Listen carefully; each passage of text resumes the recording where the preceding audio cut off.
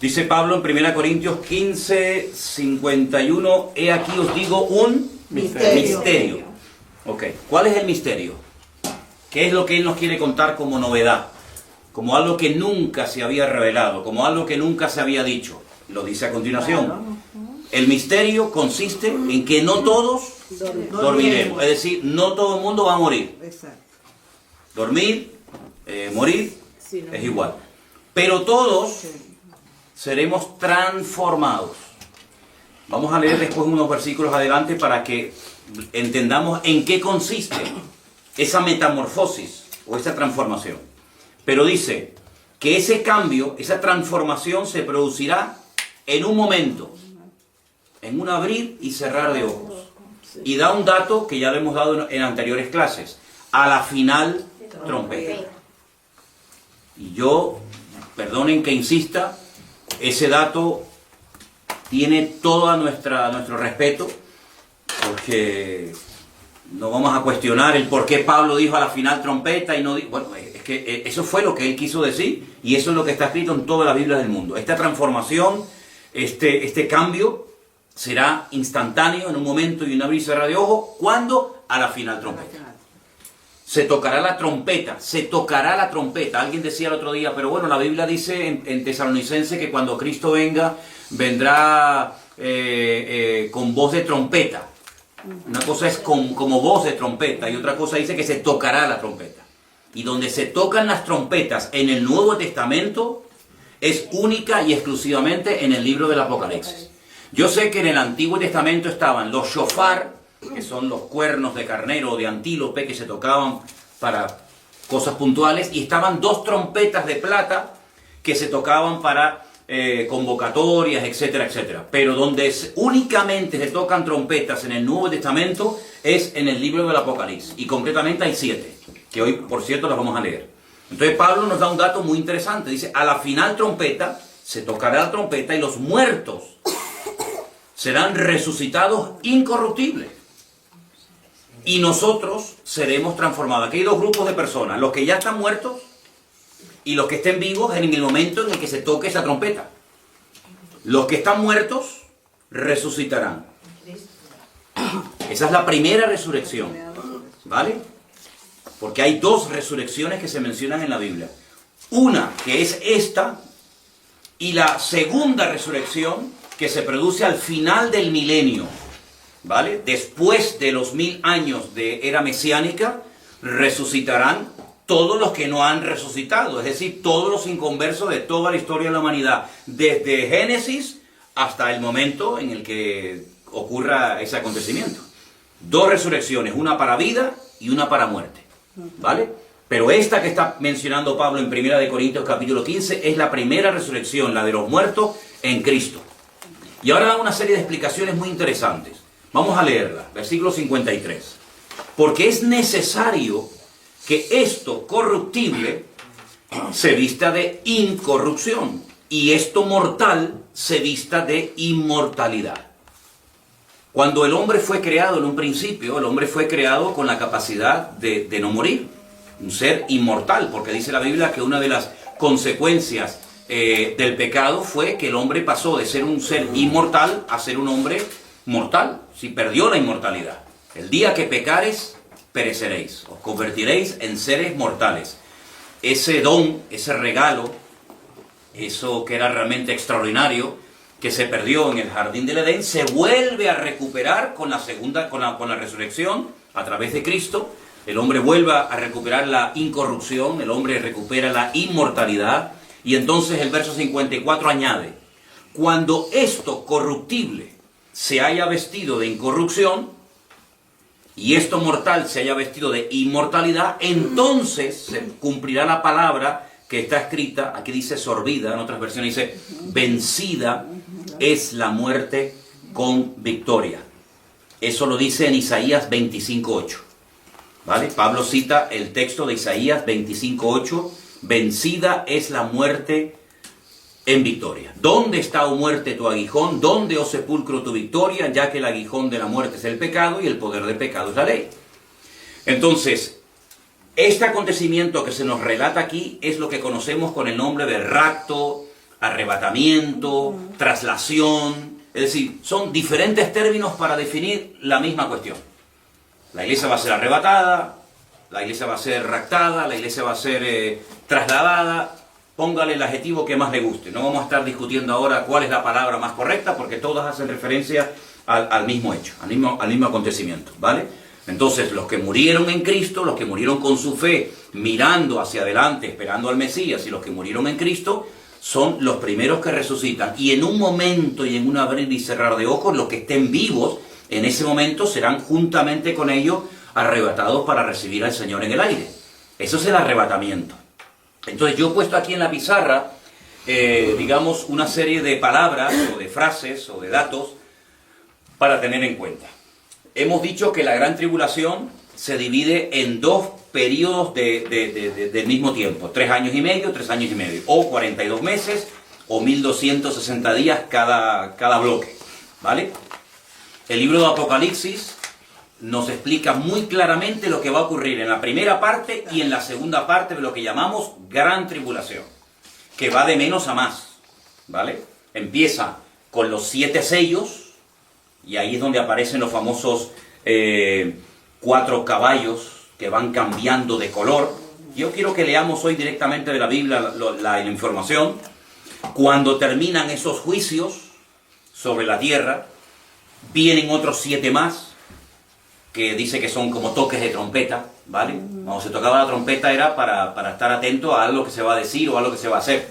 Entonces, esos toques de trompeta simbolizan o representan 7 juicios más todavía, más fuertes que los 7 anteriores. Y todo eso es en la primera parte de lo que conocemos como la gran tribulación. Más cosas que están sucediendo durante esa etapa. Pues la manifestación del anticristo, también la manifestación del falso profeta, de los 2 testigos, de los cuales hablaremos cuando leamos el capítulo 11 del Apocalipsis. 144.000 judíos son marcados de una forma especial durante la primera parte de la gran tribulación. Puse aquí también la reconstrucción del templo de Jerusalén, ¿vale?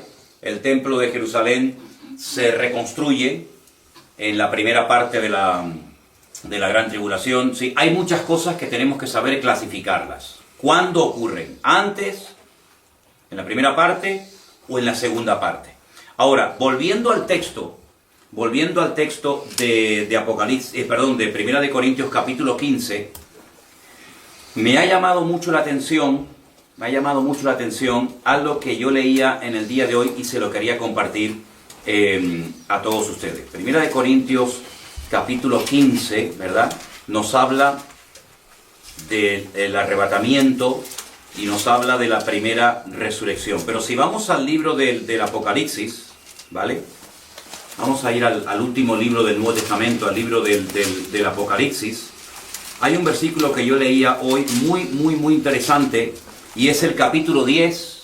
Capítulo 10. Vamos a leer a partir del versículo 6. Dice así. Dice que bueno, que un ángel, si arrancamos del versículo 5, Apocalipsis 10:5, y el ángel que vi en pie sobre el mar y sobre la tierra levantó su mano al cielo y juró por el que vive por los siglos de los siglos, que creó el cielo y las cosas que están en él, y la tierra y las cosas que están en ella, y el mar y las cosas que están en él, que el tiempo no sería más. Fíjense, aquí hay un ángel que está levantando la mano y está jurando y está diciendo, está haciendo esta declaración. Pero miren lo que dice el versículo 7, muy interesante. Apocalipsis 10:7. Sino que en los días de la voz del séptimo ángel, cuando él comience a tocar la trompeta, el misterio de Dios se consumará, como él lo anunció a sus siervos los profetas. Yo quiero que ahora disfruten con esto que vamos a ver, que es para mí tremendamente interesante. Empezamos la clase de hoy leyendo 1 Corintios capítulo 15, donde Pablo dice, os voy a decir un misterio. Y él dice en qué consiste ese misterio o ese secreto revelado. Ahora en el Apocalipsis vuelve a aparecer la palabra misterio y dice, en los días de la voz del séptimo ángel, no del primero, no del segundo, no del tercero, no. En los días del séptimo ángel, cuando él comience a tocar la trompeta, el séptimo ángel es el séptimo que toca la última trompeta, el misterio de Dios se consumará. ¿Y qué misterio es? Ya lo hemos leído. Ya leímos el misterio, 1 Corintios capítulo 15. Bueno, pues cuando el séptimo ángel esté tocando la séptima trompeta, el misterio de Dios se consumirá, se llevará a cabo, como Él lo anunció a sus siervos, los profetas. Claro, uno dice, es decir, que esto ya lo había anunciado el Señor a su pueblo, a su gente, a través de los profetas. ¿Dónde lo anunció? Bueno, el Apocalipsis, si me permiten la expresión, del Antiguo Testamento es el libro de Daniel. Entonces, tienen la página de Apocalipsis 10 abierta, ¿verdad? Sí. Y la 1 Corintios 15 ya la hemos leído. Vamos a Daniel 12:7. Y esto es tremendo lo que dice aquí, porque miren, si ustedes doblan así un poquito, digamos, la página, entre Daniel capítulo 12 y Daniel capítulo 10, Apocalipsis capítulo 10, repito, Daniel 12 y Apocalipsis 10, Apocalipsis 10 dice que ese ángel juró por el que vive por los siglos de los siglos. Daniel 12:7 dice, 12:7, y oí al varón vestido de lino que estaba sobre las aguas del río, el cual alzó su diestra y su siniestra al cielo y juró por el que vive por los siglos. Es lo mismo. Lo que pasa es que en una ocasión te lo cuenta Daniel y ahora te lo está contando Juan en el Apocalipsis, pero es el mismo ángel. Claro, evidentemente Juan había leído las profecías del profeta Daniel, no cabe la menor duda. Y dice que ese ángel que levanta sus manos jura por el que vive por los siglos de los siglos, que será por tiempo, tiempos y la mitad de un tiempo. Una expresión que ya para nosotros no es nueva. Es una expresión que nos dice 3 años y medio. Es lo mismo. Pasa que, claro, Juan habla con unos términos, Daniel habla con otros términos, pero estamos hablando de lo mismo. Y entonces dice, y cuando se acabe la dispersión del poder del pueblo santo, todas estas cosas serán cumplidas. El Señor le está hablando a Daniel. Daniel es judío, que pertenece al pueblo de Israel, que en ese momento era el único pueblo santo. Santo significa apartado. No nos compliquemos la vida con, ay, santo. Santo significa apartado. Cuando tú apartas una cosa para un uso concreto, lo estás santificando. Pasa que hoy en día no hablamos en esos términos. Pero realmente cuando decimos, no, es que los cristianos somos santos. Hombre, vamos a ver, somos santos no porque seamos las mejores personas del mundo. Somos santos porque Dios nos ha apartado para que vivamos una vida diferente para Él. Por eso ahora uno puede entender cuando el apóstol Pablo le escribía a los santos de Corinto, a los santos de otra congregación, y dice, ¿pero cómo emplea la palabra santo? Bueno, pues porque la palabra santo siempre ha significado apartado, escogido. Y entonces les escribo, en vez de decir a los cristianos de Corinto, les escribo a los que se han apartado del mundo, a los santos, para servir y glorificar al Señor. Es lo mismo. Pasa que eso es una terminología que no es muy común hoy en día, pero que nosotros al leer la Biblia tenemos que dominarla, tenemos que conocerla, porque si no nos quedamos como diciendo, uy, ¿cómo que los santos? Aquí él escribía estatuas, a imágenes, por el contexto católico del cual procede la mayoría de la gente. Pero Daniel nunca fue católico. Daniel sabía que el pueblo santo era el pueblo de Israel, porque era el único pueblo que había sido apartado, comprado, escogido por el Señor para cumplir una serie de objetivos a nivel mundial. ¿Vale? Entonces le dice el Señor que cuando se acabe la dispersión del poder del pueblo santo, todas estas cosas serán cumplidas. Ahora, ¿qué es lo que ocurre? Yo les voy a recomendar a todos ustedes, se lo pueden descargar gratuitamente de internet, lo que muchos de nosotros utilizamos, que es una auténtica joya, y es la Biblia paralela. Adolfo la conoce perfectamente porque seguramente la ha utilizado en muchas ocasiones, y quiero recomendarles la Biblia paralela. Es una Biblia en la que la puedes descargar en muchas versiones, y incluso cuando estás leyendo un texto, puedes leerlo en diferentes versiones. Puedes incluso ir al texto original y puedes pinchar sobre la palabra específica y te lo explica en español qué significa esa palabra. Esa palabra en otros versículos de la Biblia aparece con esta connotación o con esta aplicación o significado. Es una joya. Créame realmente que es una joya, lo que se llama la Biblia paralela. Entonces, en la versión Reina Valera, que es la que yo estoy utilizando en esta noche y he leído, dice que todo esto se va a cumplir cuando se acabe la dispersión del poder del pueblo santo. Nos quedamos como así diciendo, ¿y esto qué significa? Entonces, yo voy a leerles en esta noche, en esta versión, que seguramente algunos de ustedes han visto o conocen, se llama Biblia en hebreo español. Vienen 2 tomos, ¿vale? Viene un tomo para unos libros de la Biblia y otro tomo para el resto de los libros del Antiguo Testamento, ¿vale? Entonces, en esta versión, en Daniel 12:7, dice, en la última parte, una vez que él jura por el que vive eternamente, dice, cuando se haya cesado de quebrantar el poder del pueblo santo, todas estas cosas serán consumadas. Cuando haya cesado de quebrantarse el poder del pueblo santo, la palabra ahí, sin embargo, ¿sabes la palabra yad? La palabra mano, ¿no? Que se traduce a veces también por poder. Sobre quién se ha manifestado el brazo del Señor. Brazo es mucho más que un miembro del cuerpo humano, es sinónimo de poder, ¿verdad? Bueno, en este caso, en el versículo 7 de Daniel 12 aparece la palabra yad, que es la palabra mano. Si cuando se haya dejado de quebrantar al pueblo santo, el pueblo santo, volvemos al tiempo de Daniel, claro, era el pueblo de Israel. Cuando se haya dejado de quebrantar el pueblo santo, todas estas cosas se cumplirán. Entonces, eso es lo que nos dice Daniel. Y lo que nos dice Apocalipsis es que cuando se toque la última trompeta, cuando suene el sonido de la última trompeta, el misterio de Dios se cumplirá. Claro, no hay contradicción entre lo que dice Daniel y lo que dice Juan. Ambos se complementan. Te da unos datos Daniel que Juan no te da, pero Juan te da una información que Daniel no te da.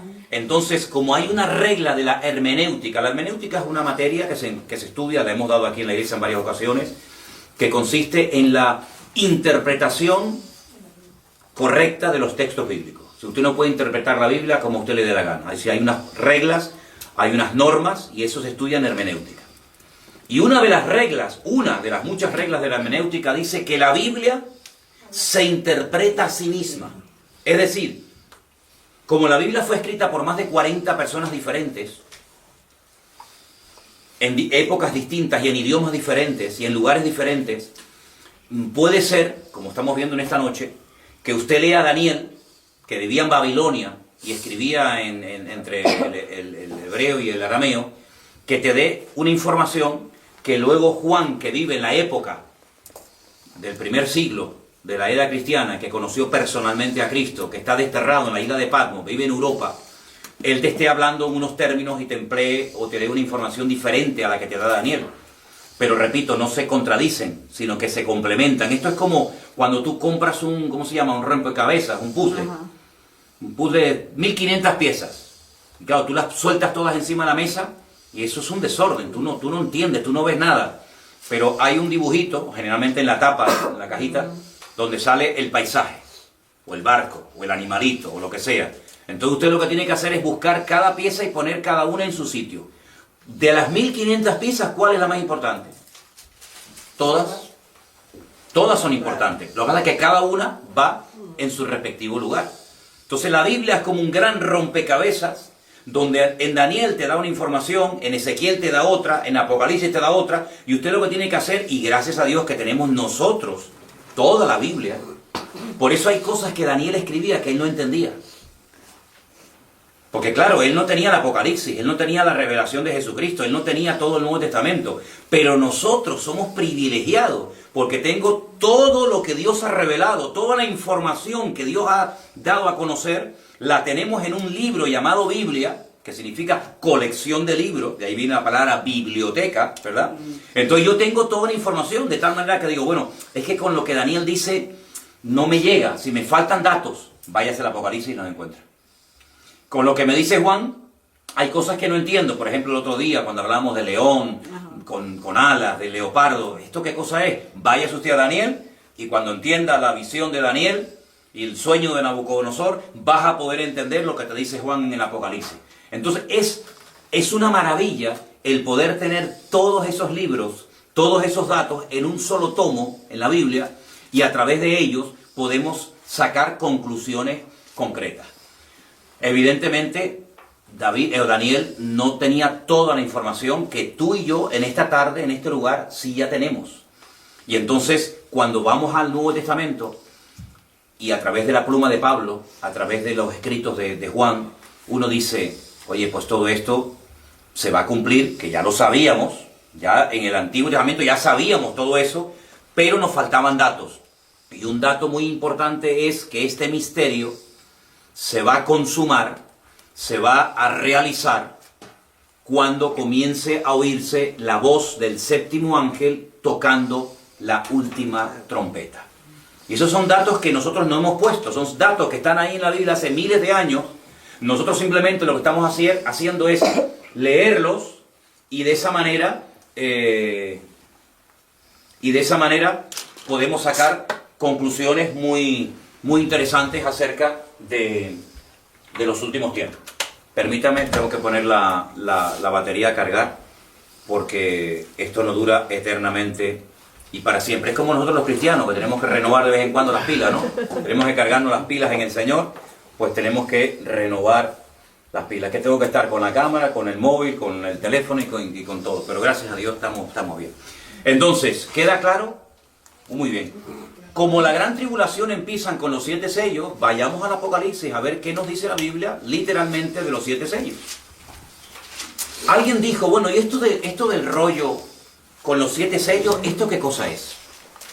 Alguien comparó ese rollo, esos 7 sellos, con el título de propiedad. Cuando alguien tiene algo, tiene papeles. Tú puedes demostrar que esa casa es tuya por las escrituras. Tú puedes demostrar que ese coche es tuyo por los papeles que tienes. Alguien comparó este rollo, este pergamino con 7 sellos, con el título de propiedad del Señor. Pero vamos a Apocalipsis 6, donde vamos a encontrar los datos concretos y específicos de cada uno de estos sellos. A mí me gustaría leer un versículo y uno cualquiera de ustedes lee el siguiente y así vamos leyendo el pasaje, ¿vale? Empiezo. Apocalipsis 6:1.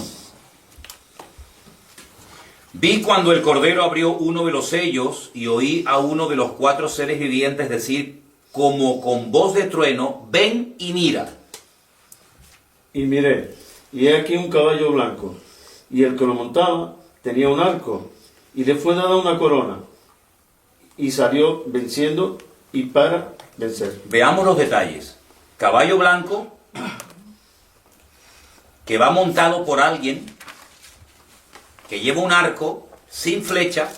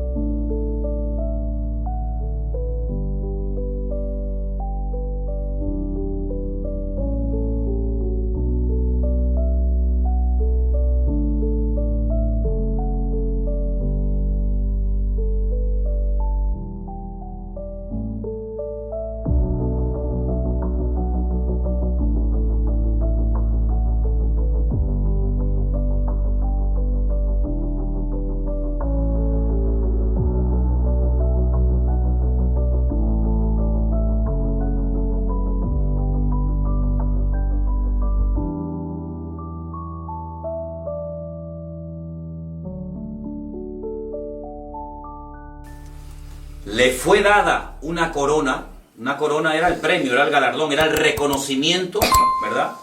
Y salió venciendo y para vencer. Vale. Entonces, podríamos decir que así es como arranca la manifestación y el reconocimiento público de este personaje siniestro al cual conocemos vulgarmente con el nombre del antimesías o anticristo. ¿Vale? Un caballo blanco, en este caso, representa, pues bueno, cómo es la puesta en escena de este personaje político que va a ser reconocido por muchísima gente y que tendrá poder, tendrá autoridad, tendrá una sede de gobierno, tendrá sus tropas, tendrá sus ministros, etcétera, etcétera, y es la forma como empieza a manifestarse este personaje siniestro del anticristo en la primera parte de la Gran Tribulación. Cuando se abrió el segundo sello, porque hay más, oí al segundo ser viviente que me decía, ven y mira. Y salió otro caballo, bermejo, y al que le montaba le fue dado poder de quitar de la tierra la paz, y que se matasen unos a otros. Eso no pasa con el primer caballo. Cuando se presenta el anticristo, aquí no hay guerra. Por eso, claro, cuando la gente me dice, no, es que claro, la iglesia cómo va a estar en la gran tribulación. Bueno, usted imagínese que mañana a nivel mundial se presenta un personaje que lo reconocen. Claro que nosotros lo vamos a reconocer por los muchos datos que nos da la Biblia, que es el anticristo, pero es un político, es un hombre, como he dicho, de carne y hueso, con papá, con mamá, con pasaporte, con cédula de identidad. Entonces se presenta y en principio no hay nada malo. Es simplemente un líder político que se da a conocer y que lo reconocen muchas naciones y muchos pueblos. Bueno, ¿y qué problema hay en eso? Y ya empezó la gran tribulación y no nos hemos dado ni cuenta. Pero a continuación dice la Biblia que se le da poder para quitar de la tierra la paz. Bueno, ¿y cuántas veces la paz ha sido quitada de la tierra estando los creyentes viviendo en el planeta Tierra? Miren los hermanos nuestros cómo tuvieron que vivir en la Primera Guerra Mundial. Aquí en Europa murieron millones de gente. Y cuando terminó la Primera Guerra Mundial fue algo tan terrible que algunos expertos dijeron, nunca más el mundo se volverá a enfrentar peleando nación contra nación, porque ha sido tan terrible la Primera Guerra Mundial que espero que hayamos aprendido la lección. ¿Cómo se equivocaron? La Segunda Guerra Mundial fue aún peor que la primera. Más de casi 70 millones de muertos. Nación contra nación, no tenías a dónde ir. Todo un continente conquistado por los nazis, por Hitler. Y los cristianos vivían allí, las iglesias estaban allí, los pastores estaban en España, en Alemania, en Suiza, en Bélgica, en Holanda, en Italia, en Portugal, en todos esos países había cristianos. Se predicaba el evangelio durante la Segunda Guerra Mundial y no había paz. Por lo tanto, si llega un momento en el que se quita la paz, esto para los cristianos no es nada nuevo, porque durante muchos siglos los cristianos vivieron perseguidos. Por lo tanto, si no, es que la iglesia no puede pasar por nada de eso, pero si es que la iglesia ya ha pasado por periodos de la Primera Guerra Mundial, la Segunda Guerra Mundial, etcétera, etcétera. Cuando se abrió el tercer sello, oí al tercer ser viviente que decía, ven y mira, y miré, y aquí un caballo negro. ¿Se dan cuenta cómo el caballo va cambiando de color? Es como diciéndonos, a través del caballo yo te estoy hablando de cómo va cambiando la situación mundial. Y el que lo montaba tenía una balanza en la mano. Versículo 6.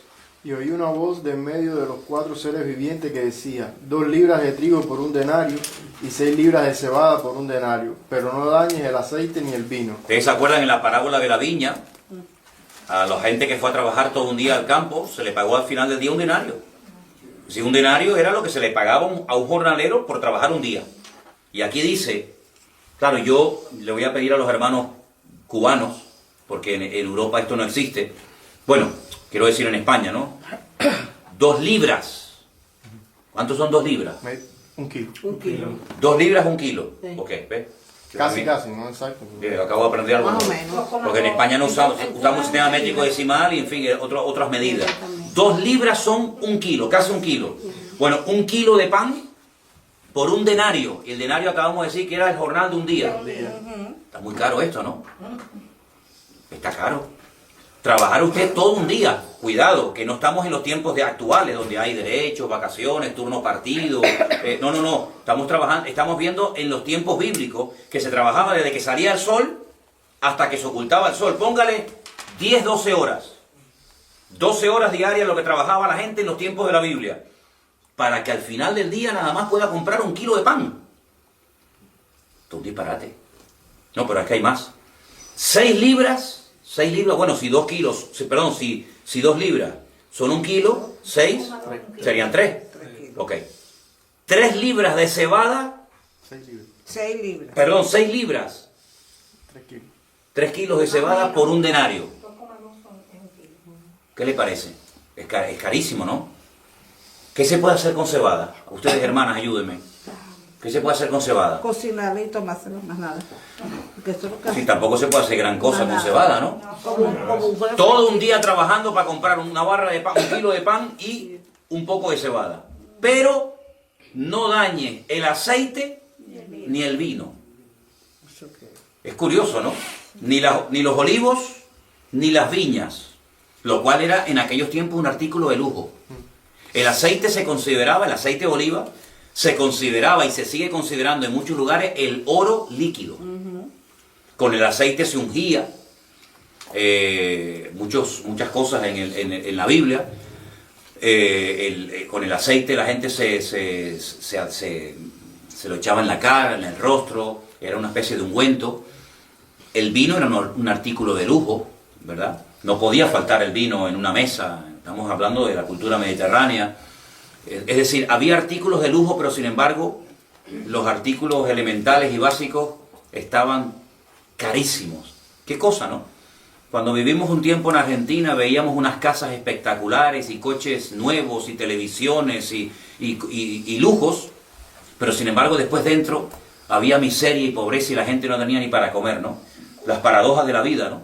¿De qué sirven los lujos si a la hora de la verdad no tienes para comer? ¿De qué sirve un coche último modelo en la puerta de tu casa o una casa preciosa si después no tienes ni para la arepa, ¿no? Ni para las caraotas del día, ¿no? Es terrible, ¿no? Pero muchas veces ha pasado eso en países en crisis, que lo que habían comprado, el patrimonio que tenían, ahí estaba, pero que a la hora de la verdad con eso no se sacia el hambre, ¿vale? Cuando abrió el 4º sello, oí la voz del 4º ser viviente que me decía, ven y mira. Versículo 8. Miré y vi un caballo amarillo. El que lo montaba tenía por nombre Muerte, y el Hades lo seguía, y le fue dada potestad sobre la 4ª parte de la tierra, para matar con espada, con hambre, con mortandad y con las fieras de la tierra. ¿Sabes? En el libro del Apocalipsis a la muerte se le compara, o muchas veces se le ve como un ángel, el ángel de la muerte. Dice que el que montaba ese caballo amarillo era el ángel de la muerte, y el Hades es el mismo lugar que se nombra en la Biblia también, pero con otro nombre, porque Hades está en griego y Seol está en hebreo, pero es el mismo lugar, es el lugar de los muertos. Entonces dice que el Hades le seguía y le fue dada potestad sobre la 4ª parte de la tierra para matar con espada, con hambre, con mortandad y con las fieras de la tierra. Es decir, desde que se abrió el primer sello y apareció el caballo blanco, ahora las cosas han cambiado de una forma tremenda. Pero no se olviden que todo eso ocurre en la primera parte de la gran tribulación. Es decir, en 3 años y medio las cosas cambian radicalmente. Y uno dice, pero ¿cómo puede cambiar tan rápido las cosas? Bueno, y en menos tiempo todavía. Mira, la historia del mundo cambió en 1 hora. Cuando cayeron las Torres Gemelas, a partir de ese momento, a partir de esa hora en la que ocurrió esa tragedia, el mundo cambió. Los aviones, los viajes, la seguridad, etcétera, etcétera, todo cambió en poquísimo tiempo. El diablo no necesita demasiado tiempo para conseguir sus objetivos. Cuando abrió el 5º sello, vi bajo el altar las almas de los que habían sido muertos por causa de la palabra de Dios y por el testimonio que tenían. Es decir, en el 5º sello se ve las almas de los que habían sido muertos por causa de la palabra de Dios y por el testimonio que tenían. ¿Dónde? En la primera parte de la gran tribulación. Pero si no estaban, dicen algunos, ya se fueron arrebatados antes. Entonces, ¿cómo los mataron? Es curioso, ¿no? Es interesante ver estos datos que nos da la Biblia. Clamaban a gran voz, ¿hasta cuándo, Señor santo y verdadero, no juzgas y vengas nuestra sangre en los que moran en la tierra? Se les dieron vestiduras blancas, se les dio que descansasen todavía un poco de tiempo hasta que se completara el número de sus consiervos y de sus hermanos, que también habían de ser muertos como ellos. Claro, alguien puede decir, bueno, pero estas almas de los decapitados fueron los que mataron antes y por eso están ya en la presencia del Señor. No, pero espera, aquí dice, se les dieron vestiduras blancas, se les dijo que descansasen todavía un poco de tiempo hasta que se cumpliera el número de sus consiervos y sus hermanos, que también habían de ser muertos como ellos. Es decir, gente que no estaba muerta, gente que estaba viva, pero que iban a ser muertos durante esta primera etapa de la gran tribulación. Entonces, ¿qué quedamos? ¿Qué quedamos? ¿Te das cuenta como muchas veces la gente repite las cosas como el loro, pero no sacan de la Biblia la información? No, es que yo una vez oí a un pastor que dijo, es que en mi iglesia se enseñaba así, pero una pregunta, ¿usted lo ha leído? Porque aquí yo estoy viendo cosas que como que se contradicen con algunas cosas que nos han enseñado en el pasado. Aquí dice que van a estar matando a gente por causa de la palabra de Dios, y por causa del testimonio, van a estar muriendo durante la primera parte de la gran tribulación. ¿Qué le parece? Entonces, todas estas señales y todos estos juicios, repito, y quiero que lo que quedemos bien claro, es durante los primeros 3 años y medio. Miré cuando se abrió el sexto sello y aquí hubo un gran terremoto. Oye, una cosa curiosa de la Biblia es que el futuro te lo cuenta en tiempo pasado. Hubo un gran terremoto. Pero si todavía esto no se ha producido. Pero es que ya en el Señor, el futuro ya te lo cuenta como algo que ya pasó, porque Él lo sabe todo, mi hermano. Él es presente, pasado y futuro al mismo tiempo.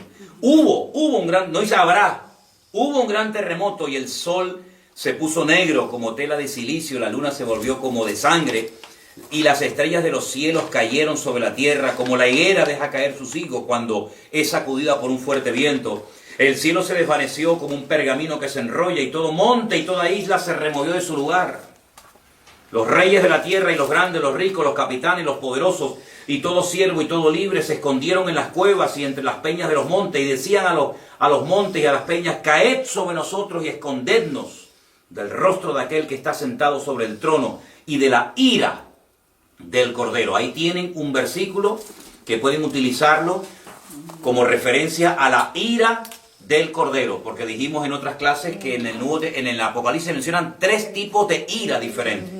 Una es la ira del Cordero, otra es la ira de las naciones y otra es la ira del dragón. Son 3 cosas diferentes. Lo digo porque hay gente que utiliza el versículo de hermano, la Biblia dice que Dios no nos ha puesto para ira, sino para alcanzar salvación. Y es el texto que utilizan para decir que la iglesia o los cristianos no van a estar por lo menos en la primera parte de la gran tribulación. Entonces es cuando lo decimos, pero ¿a qué ira hace usted referencia? Y ahí los desarma, porque dice, ¿cómo que a qué ira? Es que hay 3. ¿De qué ira estamos hablando? ¿De la ira del Cordero, del Señor? Y ya estamos libres. El Señor no está enfadado con nosotros. Pero la iglesia está exenta de la ira de las naciones. ¿Cuántos cristianos en este momento, en este día, habrán muerto por el Señor? Por naciones impías que le han dado la espalda al Señor. ¿Cuántos hermanos nuestros mueren cada año? Por la ira de las naciones, por la ira del dragón o de Satanás. Incontables. Ahora, entre el sexto sello y el séptimo, hay algo en medio. Y es que se menciona que hay 144,000 personas de origen judío que van a ser marcadas, selladas en sus frentes. ¿Saben que hay una secta que se llama la famosa secta de los testigos de Jehová? Que ellos dicen, los famosos 144,000 sellados o escogidos, que dicen que son testigos de Jehová. Sí. Pero hay algo ahí, ellos hablan de eso, pero ellos te tiran el dato, más dice la palabra que son hombres y mujeres que no han tenido, o sea, se han guardado para Se han guardado. Y encima, uno le dice eso a ellos se quedan. sí, no, y encima son 144,000 judíos. No es que uno es de Colombia, otro de México, otro de España, otro, no. Son 144,000 judíos, y además judíos de todas las tribus, de las 12 tribus de Israel. Para más INRI, ¿no? Para que quede bien claro que no son de cualquier nacionalidad, no son de cualquier raza o etnia, sino son judíos, y 12,000 de cada una de las tribus, y aquí se mencionan la tribu de Judá, de Rubén, de Gad, de Aser, Manasés, Neftalí, Simeón, Leví, Isaacar, Zabulón y Benjamín, las 12 tribus, 12,000 de cada uno de ellos. Dice en el versículo 3 que no se le haga daño a la tierra, ni al mar, ni a los árboles, hasta que hayamos sellado en sus frentes a los siervos de nuestro Dios. Y oí el número de los sellados, 144,000 sellados de todas las tribus de los hijos de Israel. El Señor sabe dónde están esas tribus, y el Señor en su momento hará que aparezcan, porque ustedes saben que las tribus del norte desaparecieron, las famosas tribus perdidas, cuando fueron atacadas por el imperio asirio, y quedaron las tribus del sur, que como 100 y pico de años más tarde también fueron atacadas por Nabucodonosor. Se llevaron a muchos a Babilonia, y esas dos tribus después volvieron a su tierra de 70 años después, cuando reconstruyen el templo de Jerusalén, pero de las 10 tribus del norte como que se diluyeron. Algunos dicen que se asimilaron entre las naciones y se perdieron. Pues no se perdieron, porque la Biblia dice que aquí vuelven a aparecer, y esta gente toma una parte activa, 144,000 personas durante ese tiempo. Ahora fíjense qué tremenda influencia, qué tremendo impacto producen estos 144,000. Saltando un poquito el pasaje, en el versículo 9 dice: después de esto miré ya que una gran multitud, la cual nadie podía contar, y ahora dice, de todas las naciones, tribus, pueblos y lenguas, que estaban delante del trono y en la presencia del Cordero, vestidos con ropas blancas y con palmas en sus manos. Y más adelante, cuando se le pregunta en el versículo 13, ¿estos quiénes son? ¿Y de dónde han salido o de dónde han venido? Y Juan dice: Señor, tú lo sabes, porque evidentemente Juan no sabía. La respuesta es: estos son los que han salido de la gran tribulación, versículo 14. Y han lavado sus ropas y las han emblanquecido en la sangre del Cordero. Es decir, son gente que se ha convertido durante la primera parte de la gran tribulación, ¿verdad? Y son los que han salido de esa etapa terrible. Y entonces, cuando vamos al capítulo 8, vemos que ahí es cuando se produce el séptimo sello. Y uno dice, bueno, ya por fin llegamos al final. No. Este es el preludio. Queda todavía más todavía. Quedan todavía 14 juicios más. 7 de ellos representados en las 7 trompetas, que son a continuación, y 7 que son los peores y los más terribles, que son las famosas copas de la ira. Entonces son 7 sellos, 7 trompetas y 7 copas. Fíjense, por ejemplo, qué interesante cuando la primera trompeta suena, versículo 7, dice que hubo granizo y fuego. ¿El granizo qué es? Es agua congelada. Agua congelada. Es interesante que la palabra hebrea para cielos, Hashamayim, es la unión de la palabra fuego y agua. ¿Sabía eso, verdad? Cuando dice en el libro del Génesis, Bereshit bara Elohim et Hashamayim, de la palabra cielos, repito, es la unión de la palabra Esh, que es fuego en hebreo, y Mayim, que es agua en hebreo. Entonces los cielos están compuestos por fuego y por agua. Algo que parece imposible, porque el fuego lo apaga el agua. Y es curioso que del cielo cae granizo, que es agua, y cae también fuego, mezclado con sangre. Son lanzados a la tierra, y la tercera parte de los árboles se quemó. Y se quemó toda la hierba verde. Ahora, yo les animo a que ustedes hagan una comparación entre las plagas de Egipto y los castigos que estamos viendo en el libro del Apocalipsis, porque podemos trazar como una especie de paralelismo entre cómo trató Dios con los egipcios en el tiempo de Moisés y cómo va a tratar con la tierra en los últimos tiempos. Podríamos decir que en cierto sentido es como una repetición de la historia. Lo que pasa es que en vez de pelear contra Faraón, en aquel caso que era el objetivo, en este caso es una guerra entre Dios y Satanás. Así de claro. A lo largo de la historia, la luz y las tinieblas, el bien y el mal, siempre se han enfrentado, pero a través de los políticos. El mundo de las tinieblas siempre ha tenido sus instrumentos políticos y digamos que Dios, entre comillas, también ha tenido sus instrumentos y se han enfrentado en batallas y en campos de batalla. Cuando peleaba David contra los filisteos, bueno, era una lucha natural, una lucha física, pero realmente estaba peleando la luz contra las tinieblas. Claro. En este caso Israel representaba al pueblo de Dios, ¿verdad? Israel era un tipo del Mesías y los filisteos, los amorreos, los hititas, etcétera, etcétera, eran los enemigos naturales que en ese momento tenía el pueblo de Dios. Pero en el Nuevo Testamento, y sobre todo en la parte de la gran tribulación, se vuelve a enfrentar la luz con las tinieblas, o Dios contra Satanás, pero en este caso, abiertamente, ¿vale?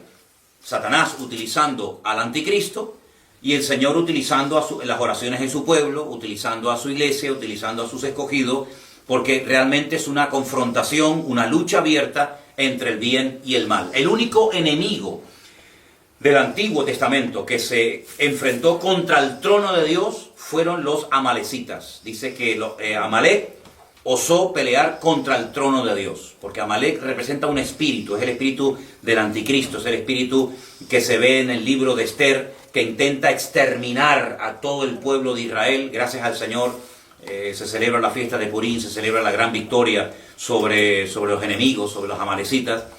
Enemigos que tenían que haber sido destruidos con el primer rey de Israel, cuando Saúl recibió la orden de destruir a los amalecitas, no lo hizo, y siglos más tarde o tiempo más tarde, en la época de la reina Esther, pues vemos que lamentablemente se vuelve otra vez a producir la batalla. Entonces vemos cómo el ataque siempre es contra el pueblo de Dios y contra el Dios del pueblo. Siempre, siempre, siempre. De una manera u otra. Entonces vemos que en la primera trompeta se produce esto. La segunda trompeta, versículo 8, ¿alguien lo puede leer? Estamos en el 8 del libro de Génesis, por favor. Perdón. Apocalipsis. El segundo ángel tocó la trompeta y como una gran montaña ardiente en fuego fue precipitada en el mar, y la tercera parte del mar se convirtió en sangre. Entonces en la primera toque de trompeta son los árboles y es la hierba verde la que es afectada. En la segunda parte es el mar, el que también automáticamente es afectado. Entonces ya, fíjense, vayan sumando las cosas que van cambiando. Murió la tercera parte de los seres vivientes que estaban en el mar, y la tercera parte de las naves fue destruida. Así va a ser algo tremendo. Hace poco hemos visto en televisión imágenes de miles y de miles de peces flotando en las orillas de las playas por todas estas cosas que han ocurrido últimamente en España. Entonces estamos viendo la punta del iceberg, estamos viendo cómo es posible que con un cataclismo, con una catástrofe de esta magnitud, puedan morir millones de peces. Hace unos días hemos visto miles, pues bueno, todo como va de menos a más, pues no nos sorprende. El tercer ángel tocó la trompeta y cayó del cielo una gran estrella. Algunos pueden decir que es como un meteorito ardiendo, como una antorcha, que cayó sobre la tercera parte de los ríos y sobre las fuentes de las aguas. Pasamos de la hierba verde, los árboles, pasamos del mar, ahora los ríos. El nombre de la estrella es ajenjo, que es como amargura. La tercera parte de las aguas se convirtió en ajenjo, amargas. Muchos hombres murieron a causa de esas aguas porque se hicieron amargas. Fíjense que una de las primeras plagas, la primera plaga que el Señor mandó a Egipto fue la contaminación de las aguas. Se convirtieron en sangre, por lo tanto, esas aguas no se podían beber. Y otra vez las aguas vuelven a ser afectadas en este toque de trompeta. Versículo 12, alguien que lo lea, por favor. El cuarto ángel tocó la trompeta y fue herida la tercera parte del sol, y la tercera parte de la luna, y la tercera parte de las estrellas, para que se oscureciese la tercera parte de ellos, y no hubiese luz en la tercera parte del día y asimismo de la noche. Ahí hay astros que son afectados. Ahí tenemos el sol, la luna, las estrellas. Interesante, ¿no? Esa expresión sol, luna y estrellas la vais a ver muchas veces, no solamente aquí. Cuando vayamos al capítulo 12 y estudiemos, analicemos quién es la mujer que está con dolores de parto a punto de parir, y Satanás tratando de devorar al niño que lleva en su vientre, dice que estaba con el sol, la luna y las estrellas, se vuelve a mencionar. Uno de los sueños que tuvo José en el Antiguo Testamento también habla de que soñó con el sol, la luna y las estrellas. Son expresiones muy repetitivas. Miré y oí un ángel volar por en medio del cielo diciendo a gran voz: ¡ay, ay, ay de los que moran en la tierra a causa de los otros toques de trompeta que están para sonar, los tres ángeles! Capítulo 9, versículo 1. El quinto ángel tocó la trompeta y vi una estrella que cayó del cielo a la tierra. Otra más. Y se le dio la llave del pozo del abismo. Se abrió el pozo del abismo y subió humo del pozo como humo de un gran horno. Se oscureció el sol y el aire por el humo del pozo. Versículo 3, por favor. Y el humo salieron langostas sobre la tierra, y se les dio poder, como tienen poder los escorpiones de la tierra. Se le mandó que no dañasen a la hierba de la tierra, ni a cosa verde alguna, ni a árbol, sino solamente a los hombres que no tuviesen, el sello de Dios en sus frentes. ¿Y quiénes son los hombres que tienen el sello de Dios en sus frentes? Los 144,000. Pero los demás que no tenían el sello, la marca, la identificación de Dios en su cuerpo, en su vida, a esos se les atormentaría. ¿Qué les parece? Hay diferencia, ¿no? Siempre Dios ha hecho diferencia entre los justos y los injustos. En Egipto lo hizo, en el diluvio lo hizo, en la destrucción de Sodoma y Gomorra lo hizo. Siempre ha habido una gran diferencia entre sus hijos, entre su pueblo y los que no son su pueblo. Dios siempre ha protegido, Dios siempre ha cuidado, Dios siempre ha marcado una diferencia entre los que le pertenecen y los que no le pertenecen. Dice, pueden dañar a los hombres que no tienen el sello de Dios en sus frentes. A eso lo que quieran, pero los que tienen la marca de Dios en sus frentes, por eso no se preocupen. ¿Qué te parece? Ahora, es interesante notar que al final del capítulo 9, dice, los otros hombres que no fueron muertos con estas plagas, ni aún así se arrepintieron de las obras de sus manos. Si ya ha habido 14 juicios terribles, catástrofes, el mar afectado, la fuente de las aguas, miles, millones de personas han muerto, pero dice que ni aún así se arrepintieron de las obras de sus manos, ni dejaron de adorar a los demonios. Ustedes saben que en la Biblia la idolatría es comparada a adorar a demonios. Eso lo dice la Biblia. Ni dejaron de adorar a los demonios, ni a las imágenes de oro, de plata, de bronce, de piedra y de madera, las cuales no pueden ver, ni oír, ni andar. Y no se arrepintieron de sus homicidios, ni de sus hechicerías, ni de su fornicación, ni de sus hurtos. Oye, es increíble cómo la dureza del corazón del hombre, ni siendo castigado con estos juicios terribles de parte de Dios, dice que ni aún así muchos se arrepintieron de sus obras. Es tremendo, ¿no? Es tremendo ver cómo cuando una persona se niega a creer y a humillarse, no hay forma. Miren el faraón. Si alguien vio milagros, si alguien vio cosas tremendas que nadie había visto, fue el faraón. El río Nilo convertido en sangre. ¿Saben lo que es eso? El río más largo del mundo. Por lo menos en la parte de Egipto, sangre. Ranas en la cama que le entraban por todas las habitaciones. Nada. Piojo, muerte de los primogénitos, granizo, muerte del ganado, úlceras, moscas.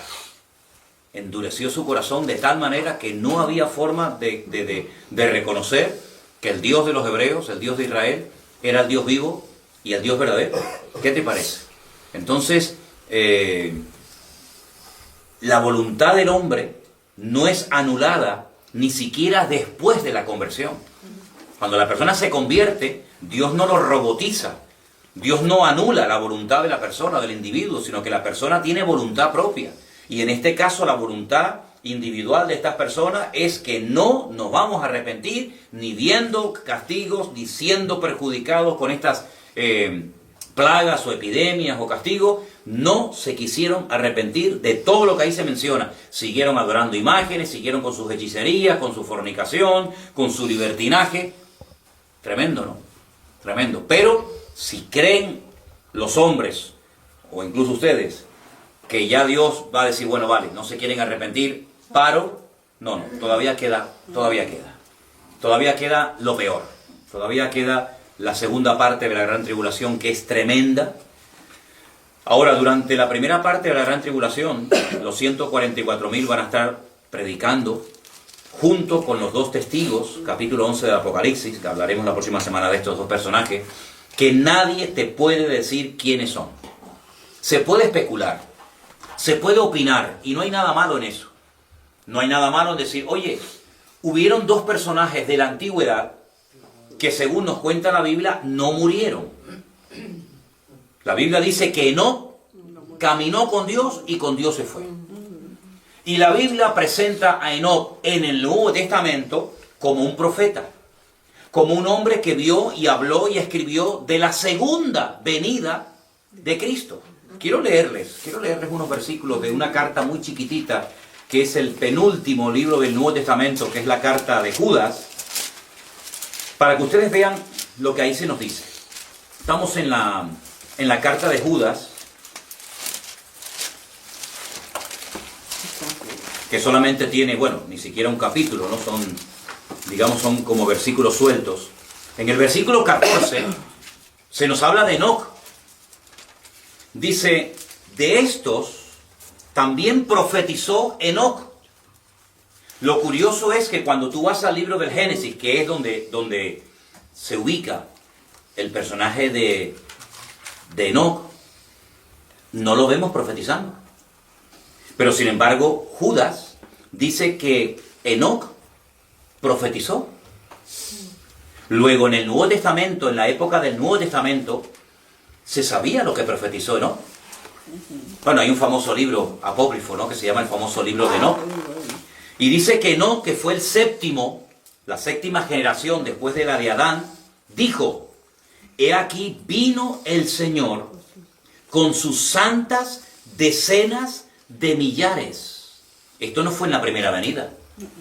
El Señor no vino con sus santas decenas de millares en su primera venida. Luego Enoc, este personaje ancestral, antes de Abraham, antes de Moisés, antes de la ley, dice, vino el Señor con sus santas decenas de millares para hacer juicio contra todos y dejar convictos a todos los impíos de todas sus obras impías que han hecho impíamente y de todas las cosas duras que los pecadores impíos han hablado contra él. Esto lo dijo Enoc, y ese hombre no murió. Dice la Biblia que Dios lo arrebató, Dios se lo llevó. Y hay otro segundo personaje, que es el famoso profeta Elías, que dice la Biblia que fue arrebatado en vida. Un carro de fuego se lo llevó a la presencia del Señor, y son los dos únicos personajes de la historia que no experimentaron muerte. ¿Por qué se dice que puede ser Enoc y Elías esos dos testigos o dos predicadores que van a venir en la primera parte de la gran tribulación? Bueno, porque no murieron. Y como hay un versículo muy interesante que está en Hebreos 9:27, compróbenlo si no me equivoco, que dice, es necesario que todos los hombres mueran una sola vez y después de esto el juicio. Algunos dicen, bueno, pues si está establecido por Dios que todos los hombres mueran una sola vez y estos no murieron, y dice la Biblia que los matan a los dos predicadores o a los dos testigos, los dos olivos, como se le llama en el libro de Zacarías, los matan, pues entonces no van a morir dos veces. No van a morir dos veces. Como no han muerto, los matan en la gran tribulación. A los 3 días el Señor los resucita, los lleva a su presencia. Entonces, algunos dicen, puede ser Enoc, puede ser Elías. Hay gente que lo ha dicho, pero yo no me atrevo a decir que son Enoc y Elías, porque la Biblia no lo dice. Dije hace unos días que hay un libro que escribió un pastor español que él dice los nombres de los dos testigos. Claro, tendrá una iluminación que no tuvo ni Juan en el Apocalipsis, ¿no? Otros dicen que puede ser Moisés y Elías. Moisés como representante de la ley y Elías como representante de los profetas, porque además en el monte Tabor, en el monte de la transfiguración, se presentaron estos dos personajes, Moisés y Elías, y los dos estuvieron hablando con Cristo, y después dice que desaparecieron y se quedó solo Jesús, se quedó solo el Señor allí. Pero bueno, yo veo en el libro del Génesis que Moisés murió. Y si quieren podemos leer también en la carta de Judas, en el versículo 9. Pero cuando el arcángel Miguel contendía con el diablo, disputando con él por el cuerpo de Moisés, no se atrevió a proferir juicio de maldición contra él, sino que dijo, el Señor te reprenda. Dice que Satanás se quería llevar el cuerpo de Moisés, pero el cuerpo muerto, no el cuerpo vivo. Luego Moisés Murió. Entonces va a venir en la gran tribulación y lo van a matar a Moisés. ¿Ustedes creen sinceramente que Moisés va a venir en la primera parte de la gran tribulación? Y a este hombre, este santo varón de Dios, ¿lo van a matar para después resucitarlo otra vez? Sinceramente, en mi opinión personal, es que no. Yo no creo que el Señor tenga preparado a Moisés para que venga en la gran tribulación y lo maten. Entonces, bueno, los dos únicos que nos quedan posibles candidatos sería Enoc y sería Elías, pero no tenemos ninguna autoridad bíblica, ningún respaldo bíblico para afirmar tal cosa. Por lo tanto, el Señor sabe quiénes son. Ni tú ni yo, ni nadie en el planeta Tierra sabe de quiénes se tratan estas personas. Lo que sí nos dice Apocalipsis capítulo 11, y el próximo día lo leeremos con todo detenimiento, es a lo que vienen, lo que hacen, cómo mueren, cómo son resucitados, pero eso lo dejamos para la próxima semana. Lo que sí quiero que tengamos bien claro son las cosas que van a ocurrir en la primera parte de la gran tribulación. Cosas que en un momento determinado no son cosas tan terribles como, por ejemplo, cuando algunos cristianos me han preguntado, pero hermano, y entonces cuando nos vayan a marcar con la marca de la bestia, porque los que se dejen marcar después no se pueden convertir. Pero ¿dónde dice la Biblia? ¿Dónde dice la Biblia que en la primera parte, en los primeros 3 años y medio de la gran tribulación, marca el anticristo a la gente? ¿Dónde dice eso? No lo dice. Eso no lo dice. Por lo tanto, no hay que tener ningún temor de que vamos a ser marcados con el chico, con la marca del 666 de la bestia, que si nos dejamos marcar, claro, para poder comprar y vender hay que dejarse marcar, porque si no, ¿cómo hago? Pero es que eso no pasa en la primera parte de la gran tribulación. Por lo tanto, yo le digo a los que están con esa preocupación, relájense, despreocúpense. No se preocupen por eso, eso no va a afectar la primera parte de la gran tribulación. Si vamos a estar en la primera parte de la gran tribulación, si vamos a estar en esa primera parte, que yo creo que sí, ahí no pasa nada de la marca de la bestia. Usted podrá comprar y vender siempre y cuando tenga dinero, ¿no? Si no tiene dinero, pues le va a pasar lo mismo que hoy en día.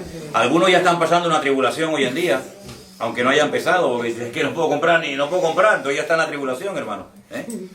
Por lo tanto, lo que sí quiero que ustedes se den cuenta es que lo que va a ocurrir en la primera parte de la gran tribulación, y puse al final, pero no por ser menos importante, la reconstrucción del templo de Jerusalén.